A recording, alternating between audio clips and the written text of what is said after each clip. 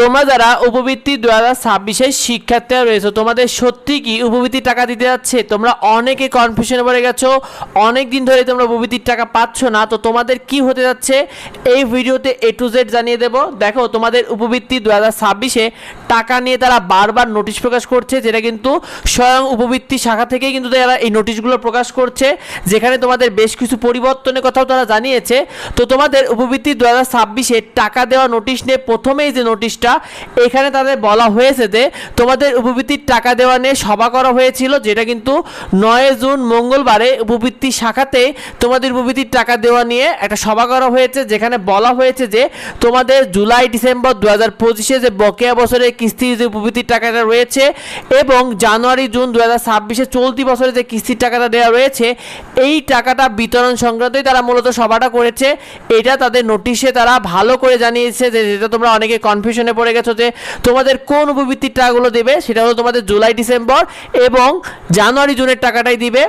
এবার তোমাদেরকে জানিয়ে দিই, তোমাদের উপবৃত্তির টাকা 2026 পরবর্তী যে নোটিশটা এখানে তারা বলে দিয়েছে যে তোমাদের উপবৃত্তি যে এইচএসপি বা এমআইএস সফটওয়্যার, যেটার মাধ্যমে মূলত টাকা দেওয়া হয়, সেটি মূলত মোবাইল ব্যাংক তথ্য আপডেটে তারা কাজ করছে। বিশেষ করে এটা 17 জুন থেকে 20 জুন পর্যন্ত এই মোবাইল ব্যাংকিংয়ে যে বিষয়গুলো রয়েছে এইগুলো তারা আপডেটের কাজ চালাচ্ছে।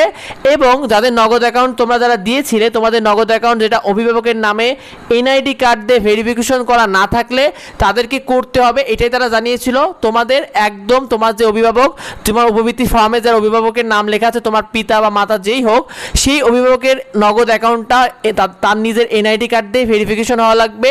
এটা নিয়ে তারা নোটিশ তারা দিয়েছে এবং বলে দিয়েছে যে নগদ অ্যাকাউন্টটা যদি তোমার অভিভাবকের নামে যদি এটা ভেরিফাই করা না থাকে তাহলে এটা ভুল, এতে তখন তোমরা উপবৃত্তির টাকাটা তোমরা পাবে না, এই টাকাটা স্থগিত থাকবে। এইটা তোমাদেরকে তারা জানিয়ে দিয়েছে।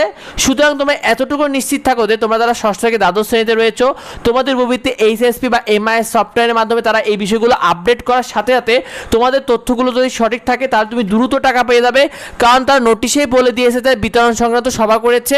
সুতরাং এটা নিয়ে টেনশন হওয়ার কোনো কারণ নেই, তোমরা দ্রুত টাকা পেয়ে যাবে ইনশাল্লাহ। তো এই বিষয়টা নিয়ে তোমরা অনেকে খুব কনফিউশনে পড়ে গেছো, তাই বেশি বেশি ভিডিওটা বন্ধুদের মধ্যে শেয়ার করে দাও যাতে অন্যরা বিষয়টি জানতে পারে। পরবর্তী আপডেটগুলো পেতে অবশ্যই আমাদের সাথে যুক্ত হও। দেখা হবে পরবর্তী ভিডিওতে, আর যদি কিছু জানার থেকে অবশ্যই পেতে কমেন্ট করো। দেখা হবে পরবর্তী ভিডিওতে। ধন্যবাদ সবাইকে।